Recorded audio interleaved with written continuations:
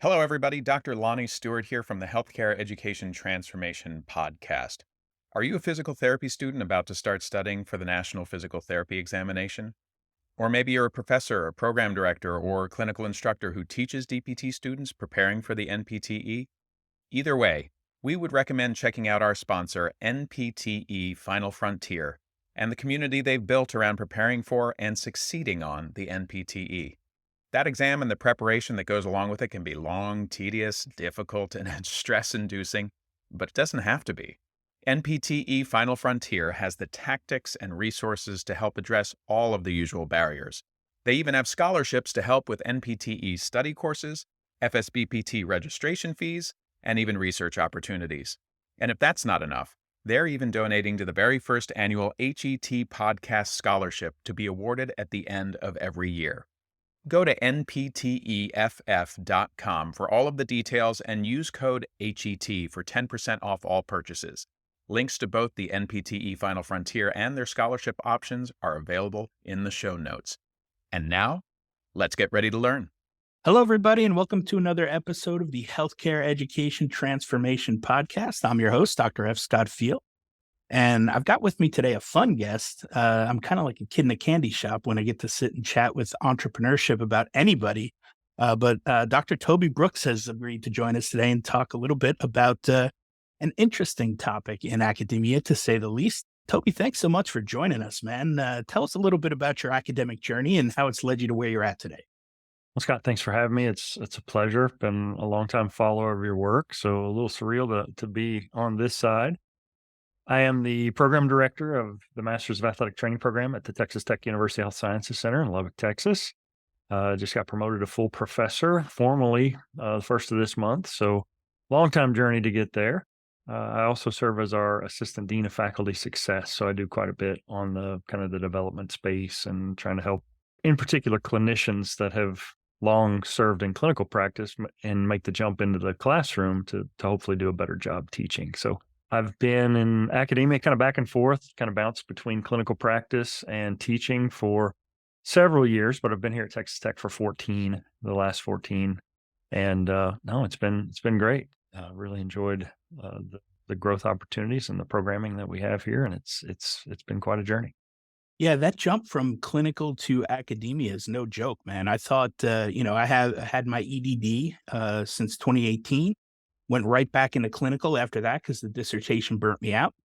And I just thought when I was ready to teach, I could just jump right into it and teach. But it is a legit transformation. I mean, it is a whole new job. It's a career change for sure.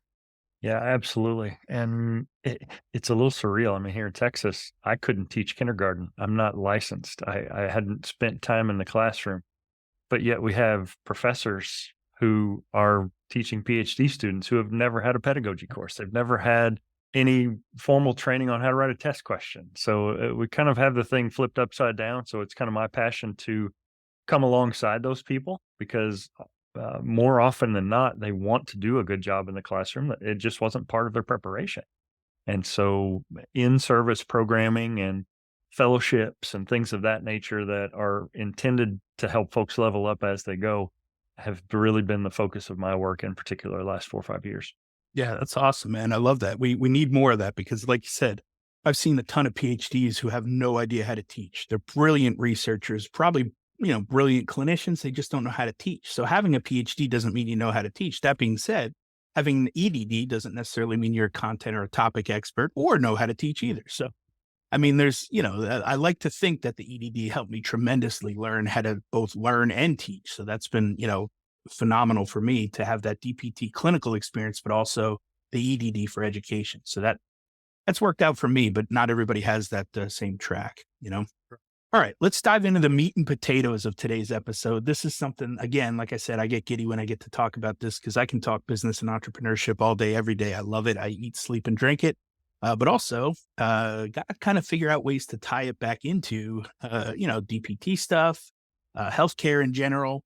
And I've kind of found some ways to do that. But I'd love to hear first your take on academia and its thoughts and feelings on business and entrepreneurship. And I think it's gotten better. That's a great question. It has certainly improved during my 20 years on the academic side, but there's still kind of this stigma. There's almost some shame, or like you have to creep around in order to have any kind of an entrepreneurial mindset, especially at a state institution. And that's really too bad. In athletic training in particular, we probably suffer from this more so than even in PT because there aren't a lot of cash for services, third party billing being what it is. ATs don't oftentimes own their own places. So in PT, that's not unprecedented. And you need some business chops. You need to understand billing and marketing and all the things that go into running a successful and profitable business. In athletic training, frequently we're hired maybe in clinics that are private, but we don't frequently own them, but more frequently, we're in a school district or we're at a college or a university or with a professional sports team. And so the business side, we just kind of leave that to other people. And I teach business and organization in our curriculum. And it's interesting that even at the graduate level, as a master's student, a lot of times our students kind of don't really appreciate the business side. Like they're training to be someone else's employee.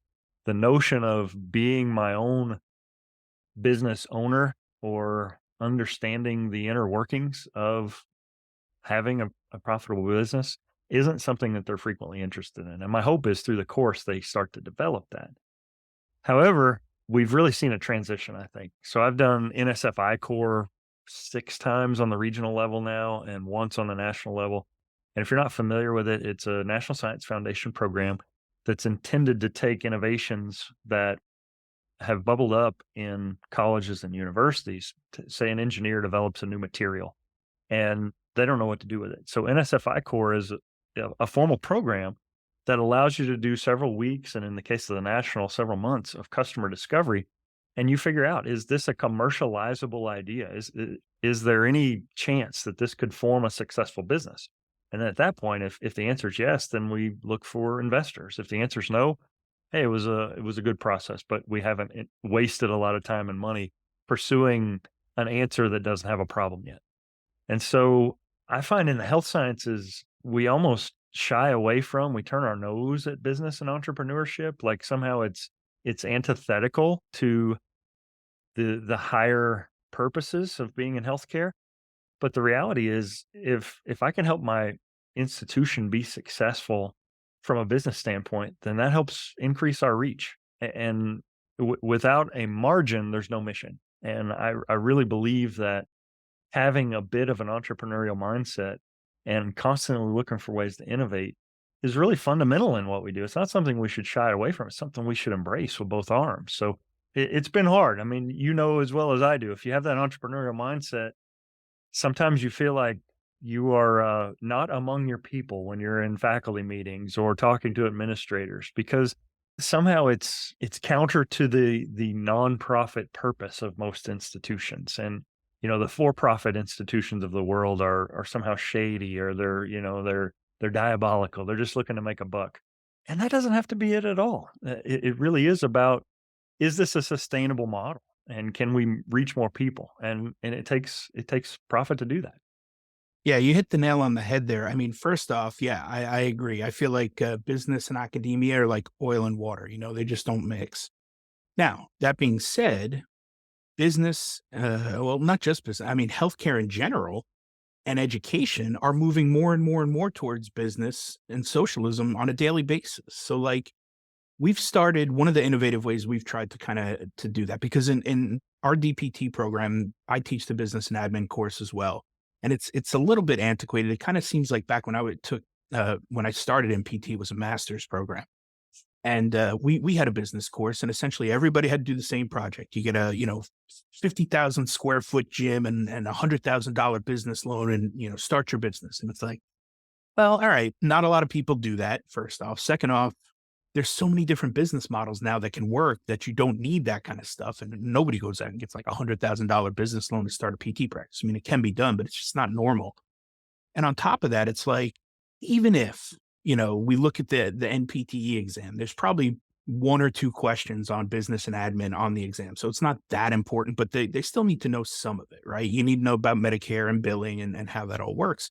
And so one of the innovative ways we've tried to incorporate it is we started a business entrepreneurs and private practice student special interest group, right? This is outside of class time. This is extra, a student special interest group that meets once a month, virtually and Everybody's welcome to the meetings, and it's not just PT, it's OT, speech, and nurse practitioner and PA and all the other programs we have. But even if you don't want to start a business or your own practice, you still have to know the business of healthcare and how it works in order to negotiate a contract, in order to understand what the perks are and the benefits are to working for different, because you could have a job that offers you $100,000, but no other perks. And you could have a job that maybe offers you 80,000, but APTA dues are done. Your license is covered. CEUs, $5,000 a year, great 401k, great benefits and health benefits. Like those aren't the same, and they have to at least know how the business of healthcare works and how we get paid. I mean, even if you look at the traditional model, which is awful in my own opinion, but reimbursement's not going up. I mean, it's going down. It's not going to, all of a sudden miraculously turn around and go up. So like you need to understand how your paycheck is getting, paid out. As of right now, most of it's through reimbursement model. So if you at least understand that, that'll at least hopefully help you to make better decisions when it comes to which job I'm going to take, which contract I'm going to accept. And with the student loan crisis, I'll call it, getting worse, the debt to income ratio in healthcare is getting bad. I mean, in PT world, it's not good. It's not bad. I mean, it's not great, and it's only going to get worse. So you mentioned the difference between private and public universities, but realistically, I mean, I've seen some state schools that have lazy rivers and, these multi-million dollar workout training rooms for teams and stuff. So you tell me that they're not in the business of making money. I mean, it's a tough pill to swallow sometimes, but at the end of the day, it's business, man. It's money. I think along those same lines, for those of us in academia, a lot of traditional funding sources are really drying up. And if you're a tenure track professor and you're expected to land grant money, that's probably as hard as it's ever been. I mean, local and internal grants may be okay, but it's really difficult to build yourself as a grant funded person. However, what we've discovered through our NSFI core work is funding in innovation space is really growing. And the NSF has poured a lot of money to the tune of millions of dollars into innovation programming. So for instance, every time I've done that regional I-Core, that's a $5,000 award. I've done that 6 times. That's 30K. Well, that's not tremendous for if I'm a physics researcher, but in the health sciences, anything's good. At the national level, that's a $50,000 federal award.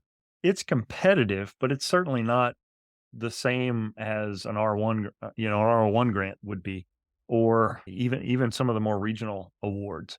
The idea of doing science for science sake really doesn't benefit society like it could. So this idea of innovation and turning that into commercialization really has a net positive effect for society. What good does it do if I'm researching a new material if I publish it in a dissertation or it's in a journal article that no one ever reads, but instead it turns into this new wearable technology that people can purchase and use on the weekends when they're working out. I mean, the commercialization space is kind of blue ocean compared to the more traditional models that are drying up. Yeah. Yeah. I love that take. And, I like something you kind of touched on earlier in the episode where you said, look, it's getting better, right? They're becoming more aware. It's becoming more accepted. And I see that. I do. I really do.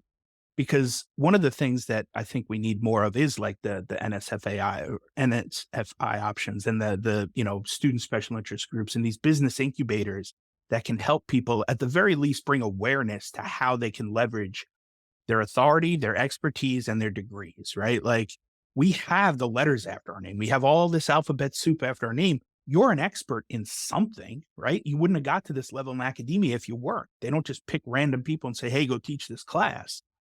In order to get to that point, you have life experience, you have credentials, you have licenses, you have that alphabet soup after your name. Why not leverage it into something, some form of business to get paid what you're worth, what your value is for doing what you're already really good at?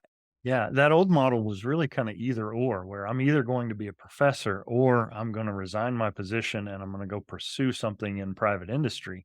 And what universities have recognized is they're shooting themselves in the foot by doing that. If the university already has legal, they've already got maybe a trademarks and intellectual properties expert, they've already got that in house. Why not okay, fill out this conflict of interest form. Let's establish who owns what up front. And if you want to own it all, then you're going to have to pay for the legal work to trademark it and patent it. If we pay for it, fine, but we'll take a cut of it. And then if that professor stays there through their career and 20 years of licensing, the university has benefited, the professors benefited. They don't feel like, they have to do things on nights and weekends. And it really does benefit all involved. And I look at programs like Purdue where they look to fill out hundreds of conflict of interest forms every year. They're like, if we're not innovating, then we are dying. Whereas other kind of old traditional models would be, well, if you're pursuing your business interests, then you've got a conflict of commitment and you're not interested in your job and you're being derelict in your duties. And it doesn't have to be that binary. There really can be a sweet spot in between where I can still pursue my passions, but I'm benefiting the university in doing it. 1,000%. I could not agree more. I put in probably 40, 45 hours a week for the university because I do. I love teaching. I love my job. I love what I do. But I also put in an extra 15 to 20 on my side business because I love that too. I love teaching and coaching and educating on business and helping people, pay down their student loans quicker, helping people get out from under that student loan debt, that crushing pressure of the debt. Like I said, I love it. I live to do this stuff. It is easily the thing that gets me up out of bed every day. So, if there's a university that's not willing to work with you on that, then I question, whether or not it's a great fit, if that's something you're truly interested in. But I do like the idea of the innovative, universities trying to push the envelope and saying, hey, it's your world, man. Go out there and do your thing. Like to me, that's a draw. I would go to a university like that. Plus, I like to see universities that are pushing the envelope a little bit and that are, letting professors be rock stars and superstars, right? Let them go out there, let them make a living, let them, show off their expertise. Like that's good press for you. I mean, that just makes sense. So Toby, let me ask you this. Like what's your why behind entrepreneurship and business? Like what got you interested in it? What makes you excited about it? Because I know and follow-up question, why should people in academia pursue entrepreneurship and business? Because I know for me, like it was a no-brainer. And the answer to the question of like, well, what should I do most of the time is start your own business. I hate to say that, but it's either make more money. All right, well, how do you do that? Well, you start your own business. You could work PRN and extra hours, but you're still trading time for money. So what was your why? What got you started? What got you going on that? And then why should people pursue it? Love the question. I'm a first generation college student. My dad was a coal miner growing up and a mechanic. He worked on heavy diesel equipment. And I learned at an early age, he worked a lot of weekends and overtime in the coal industry. You got it while you could because there was never a guarantee that he was laid off frequently during my childhood. There were months where he would go without being employed, and I just learned at an early age that if I want to make something happen, then that's within my capacity, and I'm not going to stick my hand out and ask for more. I'm going to try to figure out a way to work for more. I got sent to the principal's office every year from probably third grade until I got my driver's license because I would buy candy at Walmart for 33 cents for like a Reese's cup and pack it in my bag and then sell it on the bus. And I would always get in trouble because, well, we got school fundraisers and you're cutting into the business of you're not supposed to sell things on the bus.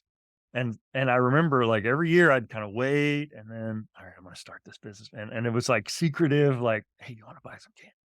And it became profitable and I kind of learned the ins and outs of margin and I learned how to inventory and Yep. this is selling well and this isn't. And so I just learned at that early age that if I'm going to be successful, it's up to me to figure out ways to iterate that. In college, I worked 3 jobs. I worked at a pizza place, I worked at a grocery store, I was a car stereo installer. When I got into athletic training, I worked 1 job, but it was like 80 hours a week, 7 days a week.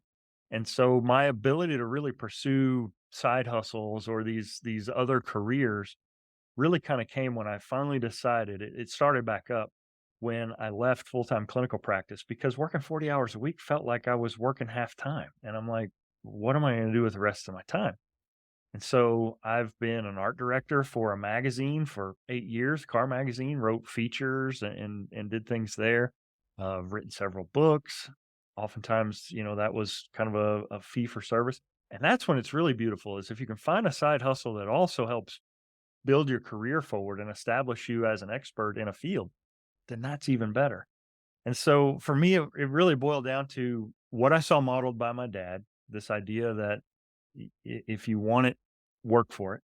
And then just this notion that sometimes you're going to have to find a way. And like you said, education isn't getting cheaper. What students are graduating with is crushing student loan debt isn't getting smaller. And so it's almost become a necessity, either dual income households or I need to find a side hustle. Otherwise, I'm going to spend my entire career. I used to be amazed by this. I was at Liberty University for a year. I've talked with students who've gone to Rice or gone to Baylor. So they go to these private schools and they'll routinely graduate with 150K in debt or more with a teaching degree. And that's no I'm not trying to dunk on teachers. I love educators, but it just dawned on me, like, you're literally you spent 4 or 5 years to earn this degree, and you're going to spend the rest of your career to pay off the privilege that you earned. It felt wrong to me. And so this idea that we could liberate people and get them out from under that debt through things they love to do that feed into their passion, I'm all in, man. I absolutely love it. Yeah. So I have a similar kind of path there. My dad was an English teacher, right, for many years up on Long Island, hence the name F. Scott, right?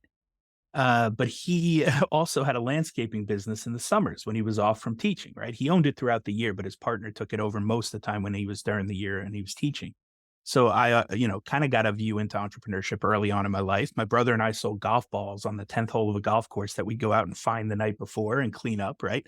Same thing. We learned margin. We learned what was selling, what wasn't, and how to run our own little business there. We had all the money we needed for the summer. It was great. But yeah, once you kind of move ahead and you look at these things in hindsight, I probably would have went to, community college for 2 years and then state school for all the rest of my years. I was dumb about it. I did go to private schools and luckily it's worked out. I've leveraged the doctoral degrees, fairly well. But I think one of the key things you said there is that all these learning experiences and these things that you can do and these side hustles and side things, it's really just stacking skills that are going to make you, like you said, that expert and authority later on in your career.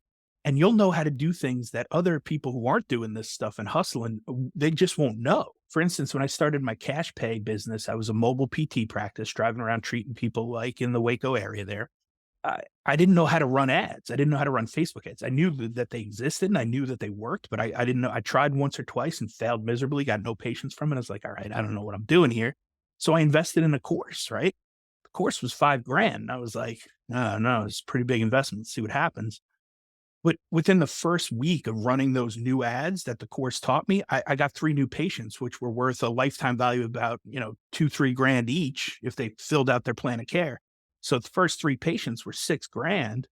Course was 5 grand. There's $1,000 in profit. Then every other patient I got from there on out was worth it.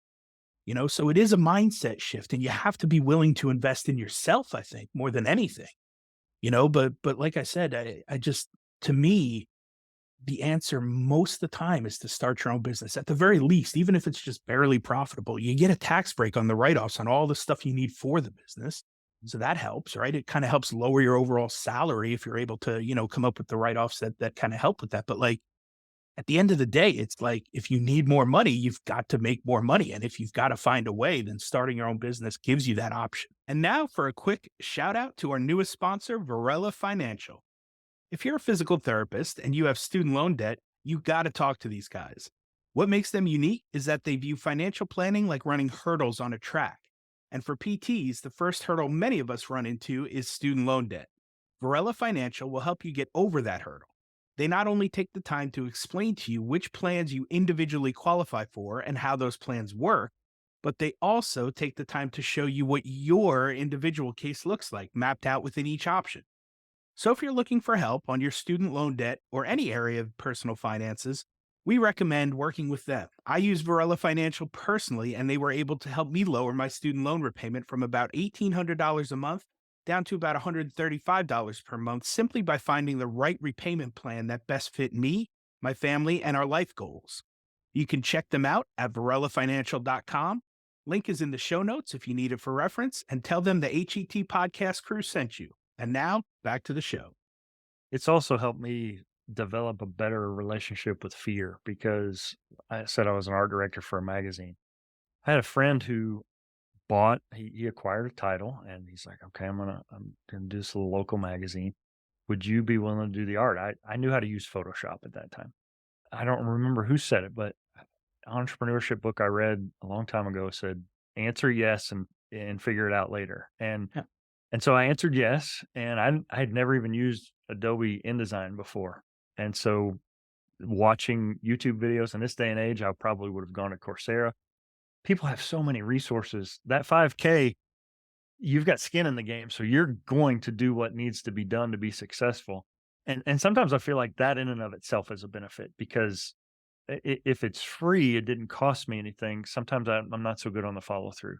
So whether it's a free Coursera course or watching YouTube videos or connecting with a mentor that knows what they're doing, sometimes free means I don't take it as seriously as I should. But that said, I was afraid and I learned how to do it. Podcasting was the same thing. I'd never used a digital audio workstation before. I didn't know how to set up a microphone, all those things that you figure out along the way. Man, those are so cool and so critical to patient care. Like if my patient isn't responding to my plan of care, the old me would have probably just referred them out. And that's, let's see what the doc says. But an entrepreneur mindset says, we're going to find a way. We're going to try a different route. Success depends on what I do. It depends on the effort that I put forth in it. And so I think a lot of times there's a cushion in higher education where, we might build this new program, and if it's not successful, there's a lot of other programs and they'll probably subsidize it and keep us running for however long we want to keep it. But my family's ability to eat tonight isn't depending on me being successful. And that makes us a little complacent, I think. Whereas the entrepreneurial mindset says, if I don't win, I don't eat. And I love that. I love the pressure of feeling like I have to level up or I'm not going to be successful. Those side hustles, those other gigs, they teach you new skills along the way that you can use in the day-to-day job. I'm right on the threshold. Like I'm comfortable enough with this podcasting thing that our program needs one. We're thinking about using podcasting to communicate with our preceptors because the younger generation doesn't want to read emails. It's not always convenient to text. So maybe we'll try a little 5 to 10 minute podcast that they can listen to on their way in to communicate what we're doing. That makes me a better employee. Yeah, we presented on podcasting and higher education back in 2018 at Educational Learning Conference, the APTA ZLC, and it's not quite there yet. It's on the cusp. The only thing we really need to break through, I think, is some sort of like peer-reviewed platform or something that'll help say, yes, this is a validated podcast, good for references. Have at it. The information is validated. That's about it. And I think we're close. We're getting there. But yeah, man, you bring up another good point there. Like all those things that you learn along the way, right? It's problem solving. It's critical thinking. That entrepreneurial mind just keeps working and keeps trying to figure things out. And if you don't, like you said, if the patient doesn't respond, that's not failure. That's the first attempt in learning, right? I tried, it didn't work. Let's try something else. Let's try something else. And let's keep going until we figure it out, And those little experiences and those things picked up along the way, even like starting a podcast, like you said, like even if you don't like portions of it, you have to know how it works. You have to roll up your sleeves and get in the trenches and actually do the work to see what's required so that you can then outsource it. If you don't like it, that's totally fine. Like right now for Facebook ads, I don't do that anymore because I don't like it. I outsource it, but I needed to know who to outsource and what to outsource. So I had to get in there and roll up the sleeves and figure it out first. And that was liberating for me. One podcast I listened to for a long time is Lewis Howe's School of Greatness. And I had kind of picked it up. He's 1,000+ episodes deep now. And I think I started listening somewhere in the 800, 900 range. And I had never worked back. And when I said, I wouldn't mind having a podcast of my own, I'm going to go back and listen to his first one. It sounds like it was recorded in a bathroom on a potato. Like this podcast the same way. First 10, 15 episodes are garbage. But that's the beauty of learning. And the difference is, I'm old enough that uh, social media wasn't around and everybody didn't have a camera in their pocket when I was first learning clinical skills. It'd be cool to be able to go back and look at how far I've come. Yeah. That's what this allows you to do. You get to kind of leave breadcrumbs to show yourself when you feel like, man, this thing isn't growing at the rate I want it to. It's disappointing. I've even documented how many listens episodes have at certain milestones because growth has a way of kind of callousing us to where we've come from. And seeing that for now, if I drop an episode, a certain number might be disappointing, but if I look at what that was doing in January, that's 3x or it's 5x of Yeah. what I was doing then. And so it really allows you to give yourself a little grace. And I think the key is consistency. Just be comfortable with sucking at it for a while, and that's how expertise is built. Yeah. It doesn't have to be, for me, perfectionism is a robber of dreams. And if I can get over that innate desire for it to be perfect, then I can move forward. But it will paralyze you if you expect to be at I'm never going to be at Lewis Howe's level at episode 800 in my first one. But if I go back to listen to his first one and my first one, I think mine's better. Yeah, because we got to stand on the shoulders of giants and see how Yeah, it's done, right? exactly. I heard a great quote today. Whose podcast was it? I don't remember who it was, but he talked about how a lot of times small-minded people, they'll discredit people who are successful. He talked about how an end cap in his store had Prime, the Jake Paul brand of energy drink. And he said, people can't stand him. But this is a young guy and his brother who have turned this into a billion-dollar industry, right? And he said, instead of hating them and resenting their success, they've left breadcrumbs of what they've done to be successful. And like you said, we can leverage mistakes that they learned the hard way and accelerate our learning curve so that hopefully we can get there faster. I Yeah, don't know. I'm a huge fan of mentorship and paid mentorship and coaching because again, I don't know it and I know they do. So I'm willing to pay for their time to show me. And B, it condenses our timeline and speed things up. And that's one thing that entrepreneurs, I think, for the most part, don't have too much of a problem doing. That's what they're looking for. They're looking for either consulting or the answer to this issue or how to speed up the timeline. So they're willing to pay for mentorship and coaching because it's just worth it in the end. The time it would take me to learn this skill via YouTube and trying it and doing it, it's just not worth it. So I'm going to pay somebody to speed this up and that'll just get it off my plate. I'll know how to do it. I'll have the skill and boom, now we're on to the next thing and I'm still making money and I'm probably making more than I was when I first paid for Right. the thing in the first place. It's like the adoption of technology. If a third world country is just developing their communication systems, they're not going to go back in time and distribute manual typewriters and old landlines to people. That's proven to be an antiquated technology. It's kind of the same idea where they're just going to go straight to wireless. They've stepped over what was for our country 70 or 80 years of slow progress and they can catch up right away. And entrepreneurship can be very much the same, whether it's systems, whether it is software, whether it is just an approach. And that's where constantly reading and listening to podcasts and it has helped me tremendously because otherwise all you have is all you have and Yeah. you're not able to grow from there. Well, and I think too, like we have these skill sets that have gotten us this far in life. We've gotten through all these degrees and all these, tests and certifications and all this stuff. And you don't even realize that you have some of these skill sets like soft skills, communication, networking, prioritization, ability to like focus and study and like organize things for like tests and for courses and stuff like that. So like we already have these skills. We learned them all along the way to get to where we're at now. Now it's just a matter of like implementing, and I think that that's the difference a lot of times is like, especially in academia, professors and, the like are, well, I'm not really sure how to do it. Like, I didn't know how to do it. I just implemented. I started trying stuff. Just start trying. And eventually it's like Alex Hermosi said, if you try the same thing enough, long enough, over and over and over, and you work on it, you really craft it, and make it your skill, it's ridiculous to think that you won't be successful at it at some point. Yeah. I heard it described like this. A lot of times we in academia are kind of trained if we see a target and we want to do it, It's ready, aim, aim, aim, Yeah. aim, aim. And entrepreneurs are ready, fire, aim. Right. And it's about action and it's about iteration and feeding what works well and starving what's proven not to work well. And I think that has a natural spillover into the day job.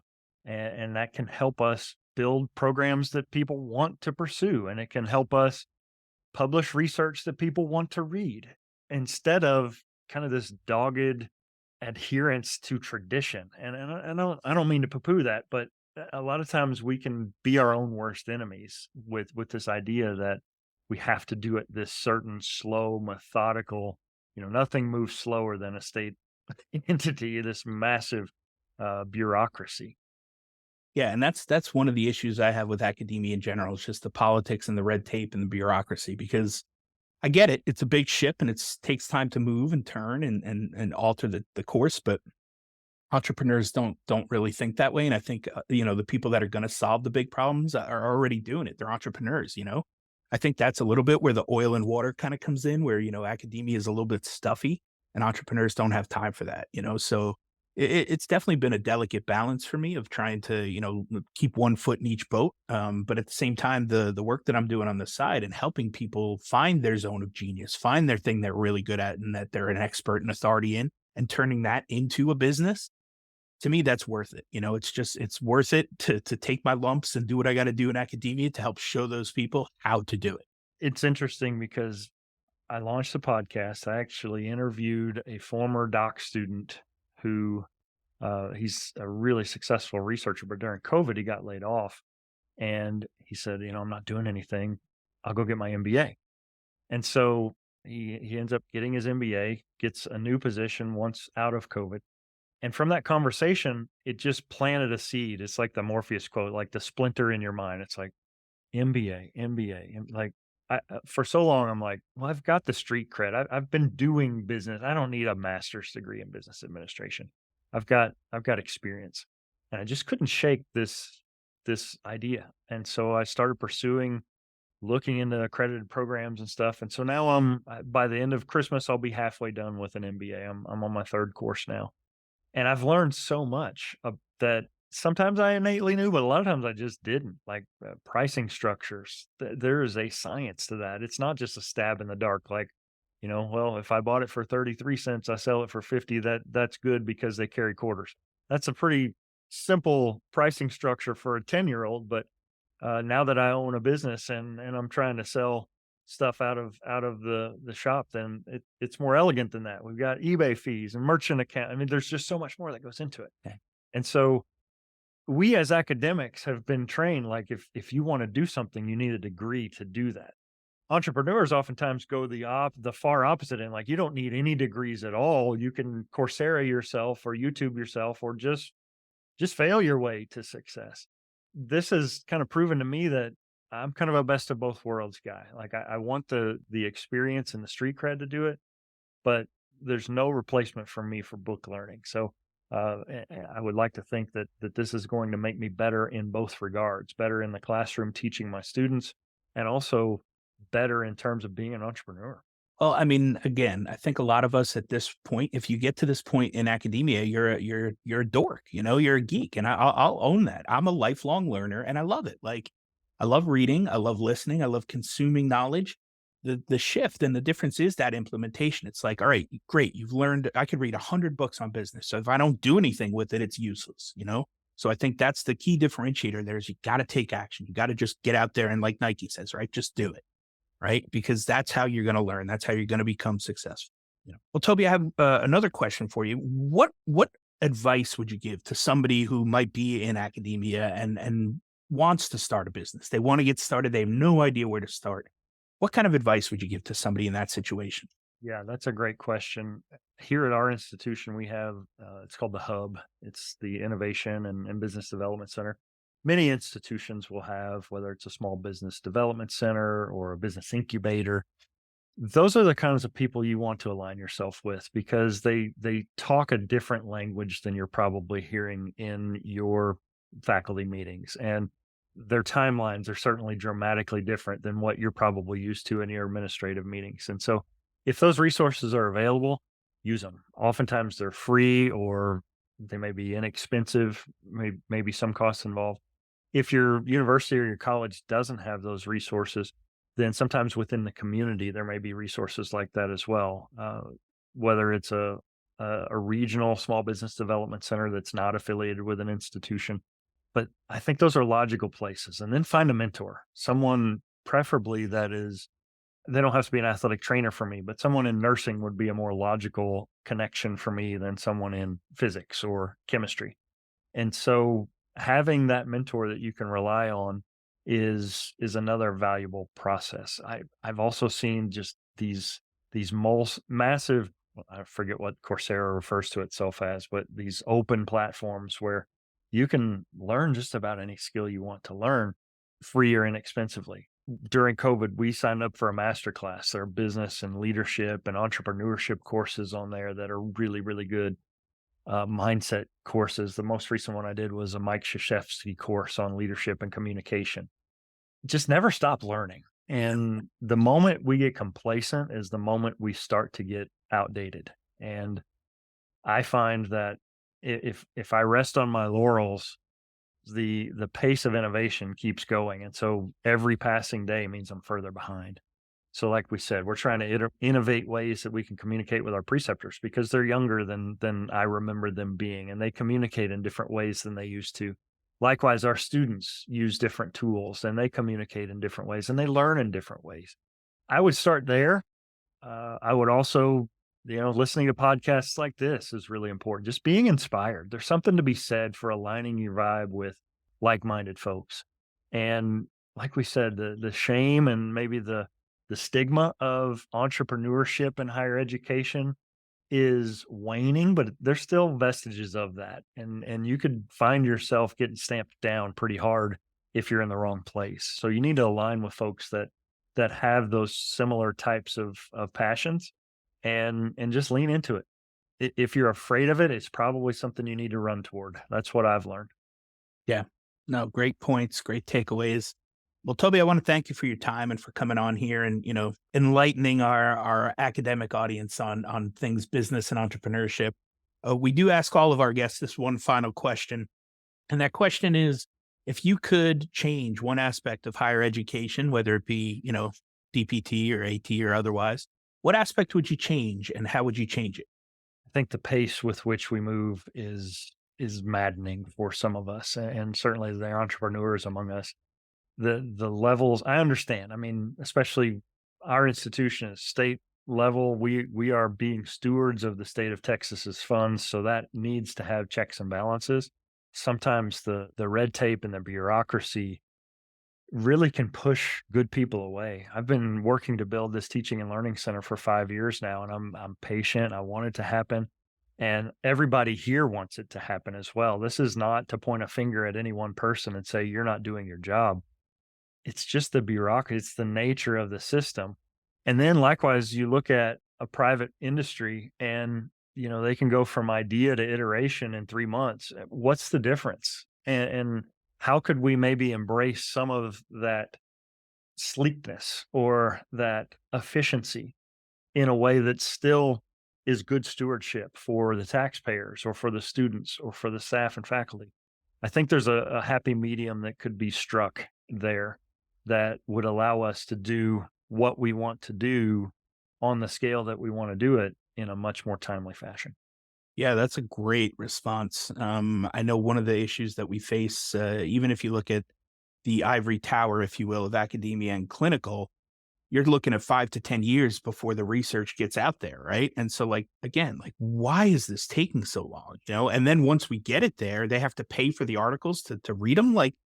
It's a broken system, man. We got to figure that out. And I think I've become more patient, maybe because I've just been frustrated for so long, just kind of not giving up and giving in. But it's like you realize you do have to sit back and wait for this slow ship to kind of make its way sometimes. But I mean, again, the only way for me to really grasp and wrap my head around seeing and making and doing and being and trying to encompass that change is to be in it and try to do it from the inside, have your voice heard, and That's why with regards to like APTA membership, like I've been a member for, 20 some odd years. And I think there's issues with the American Physical Therapy Association, and I voice those, but I still pay my dues because I feel like it's the right thing to do. But the only subsection, the only academy or section that I felt like was worth anything to me was the private practice section, because they tried to operate faster, because they were a little bit different. And so that's where I've kind of put my attention and energy now, because again, I've run for positions within the APTA for, I don't know, probably 7 or 8 times, and I've lost every time. And I'm like, all right, well, I'm going to keep throwing my hat in the ring because I got to try. But I feel like if we really want to see that change and speed things up, we got to be in it. We got to be trying to help push that envelope and help them from within. Yeah. At the very least, see and recognize what we're talking about. Even if you're not going to do something about it, like, at least hear us out, have a voice. And the only way you get that voice and you get a seat at the table is to throw your hat in the ring. So that's a great outlook and a great take on things, because again, in order to speed it up, you gotta be proactive. You gotta try to find a way to get a seat at that table so you can be heard.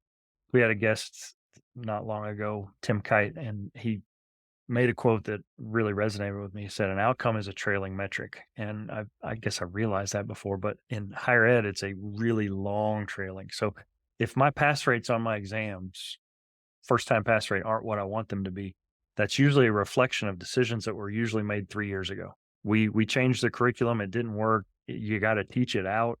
So we made the decision 3 years ago. It's a 2-year program. And now we see the fruit of that decision made 3 years ago. And that's just the nature of it. It's got to go through academic affairs. It's got to be implemented. It's got to go in the catalog. There's just so many steps into that process. And then it has to be taught out. And that doesn't happen overnight either. It's 2 years before they've shown you whether or not that was a good idea. And that's tough, because in the midst of this, now I've got to figure out, okay, if they're not where I wanted them to be, if I make a change now, I'm not going to see that for 3 more years. And so, by design, it is a slow moving battleship of a thing. And whereas in business, it's like a jet ski, and you're just zipping in and out, and you make a decision and you can decide right away whether or not that worked. And in a lot of ways, I'm so jealous of my entrepreneur colleagues, because they have agility and sleekness, and we are a much slower moving battleship of an organization. Yeah, that's a great point. Well, Toby, thank you so much again for taking time to come on and chat with us about entrepreneurship and academia. But where can people reach you or find you, or get in touch with you if they have follow-up questions, or they just want to see what you're up to these days? Yeah, awesome. I appreciate the ask. The podcast is called Becoming Undone. You can find it at undonepodcast.com. It's on Apple Podcasts, Spotify, all the major places. And then my personal website is tobyjbrooks.com. All my socials are on there. I don't do a great job of posting to the business socials, but my personal Instagram, Facebook, Twitter, all that tend to be fairly regular on those outlets. So by all means, email, contact info is on there. Would love to hear. If someone's got a great story of overcoming failure and overcoming bad things or just setback in their life on to success, that's really the whole nature of the show. Is sometimes in the midst of falling apart, we realize that everything fell into place, and it takes failure in order to lead us to that success. Awesome. We'll put all those links in the show notes so people can find you very easily. Toby, thank you so much for your time, man. It's been an absolute pleasure. Same here. Thanks, Chef Scott. Well, I hope that episode was entertaining as much as it was informational and educational. If you enjoyed this episode or any of our past episodes, we ask you to please subscribe to the podcast and leave us a rating and review. And please share out the episodes to those who you feel may be able to benefit from them. We also urge you to follow us on all social media platforms at HET Podcast, and let us know what topics or experts you would like to hear from in future episodes. And just as a reminder, none of the information on today's show should be considered medical advice. It's simply infotainment or edutainment to help educate our audience. For medical advice, we always advise you to reach out to your preferred medical professionals, and we'll see you on the next show.